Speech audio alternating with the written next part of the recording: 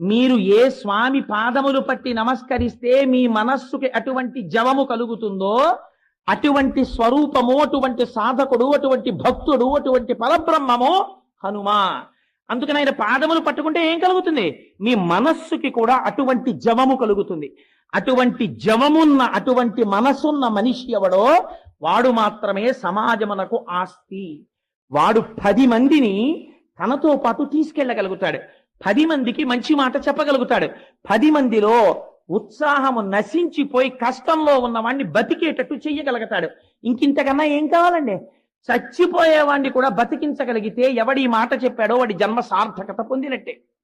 ఇది మీకు రావాలంటే, మనస్సుకు అటువంటి జవము కలగాలంటే ఎక్కడి నుంచి వచ్చింది జవం? బాగా జ్ఞాపకం పెట్టుకోండి. సంకల్ప వికల్ప సంఘాతమైనటువంటి మనస్సు మీరు ఏదో ఒక ఆధారమును అందించడంలో పొరపాటు పడితే